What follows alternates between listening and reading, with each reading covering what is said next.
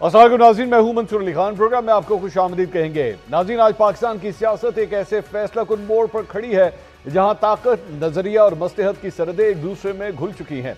कौमी असम्बली ने सेनेट के बाद 27वीं आईनी तरमीम की मंजूरी देकर महज एक कानून नहीं बदला बल्कि इक़्तिदार के नक्शे पर एक नई लकीर खींच दी है। ये 59 शिकों पर मुश्तमिल बिल सिर्फ इदारों के ढांचे को नहीं बल्कि रियासती इख्तियार के फलसफे को असर नौ तरतीब दे रहा है। ये तरमीम आइन की किताब में एक इजाफा जरूर है, मगर इसके असरात महज सफ़ात तक महदूद नहीं। ये उन राहदारियों में गूंजती, महसूस होती बेजहां से ताकत के फैसले जन्म लेते हैं। बज़ाहिर ये इस्लाहात का अमल है, मगर इसके अंदर सियासी हिकमत, इदाराजाती असर रसूख और इक़्तिदार की नफ्सियात एक साथ धड़क रही हैं। कौमी असम्बली में आज एक बार फिर 26वीं आईनी तरमीम का एक्शन रिप्ले देखा गया, जब नवाज शरीफ और बिलावल भुट्टो ज़रदारी एक ही सफ में एक ही मकसद के लिए खड़े नजर आए। मालूम नहीं कि दो बड़ी जमातों का इत्तेहाद इस्लाहात की ख्वाहिश से जन्म लेता है या फिर ये ताकत के नए तवाज़ुन की ज़रूरत है, लेकिन आज पार्लियामान के अंदर जो इत्तेहाद दिखाई दिया, उसके बाद ये सवाल बार बार जहन में उभरता हुआ महसूस हुआ, क्या ये तरमीम जमहूरियत को मजबूत करेगी या ताकत को एक नए मरकज में कैद कर देगी। हुकूमत का कहना है कि ये तरमीम इदारों को मुस्तहकम करेगी, मगर अपोजिशन इसे आईनी बगावत करार दे रही है। दूसरी जानिब साबिक वज़ीर आज़म नवाज शरीफ की पार्लियामानी हाज़िरी पर नजर डालें तो 29 फरवरी 2024 से अब तक कौमी असम्बली के 21 इजलासों के 149 दिन गुजर चुके, मगर नवाज शरीफ ने महज 2 इजलासों में 5 दिन शिरकत की। नवाज शरीफ ने कौमी असम्बली के पहले इजलास में 3 दिन और 26वीं तरमीम के मौके पर 2 दिन शिरकत की। बाकी 144 दिन वो कौमी असम्बली से गैर हाजिर रहे।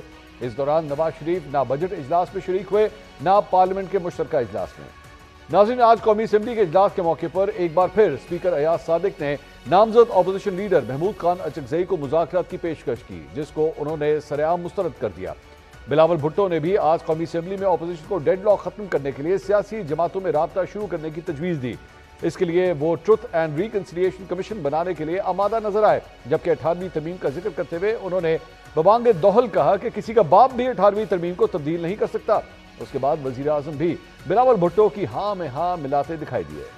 हमें ट्रूथ एंड रेकन्सिलिएशन की तरफ बढ़ना पड़ेगा। ये पाकिस्तान उतना मेरे पाकिस्तान है जितना ये शहबाज शरीफ का पाकिस्तान है, जितना ये अचकज़ई का पाकिस्तान है, जितना ये इमरान खान का पाकिस्तान है। जब तक सियासतदान खुद इस हाउस को और एक दूसरे को वो एहतराम और इज्जत नहीं देंगे, तब तक जनाब स्पीकर ना ये हाउस वैसे चलेगा ना ये मुल्क वैसे चलेगा। 18th अमेंडमेंट में तब ताकत है कि जनाब स्पीकर किसी का बाप भी चाहे वो 18वीं तरमीम को खत्म नहीं कर सकते, आज दिन तक खत्म नहीं कर सकते। इनकी और मेरी सोच या हमारी सोच में कोई फर्क नहीं। कोई सवाल पैदा नहीं होता कि कोई यूनिलैटरली 18वीं तरमीम में NFC अवार्ड में कोई तरमीम हो सके जब तक कि मुकम्मल मुशावरत ना हो, हमागीर मुशावरत ना हो, कंसल्टेशन ना हो। वो चीज जो पाकिस्तान को और वफाक को मजबूत करती है, मैं उसके साथ हूँ।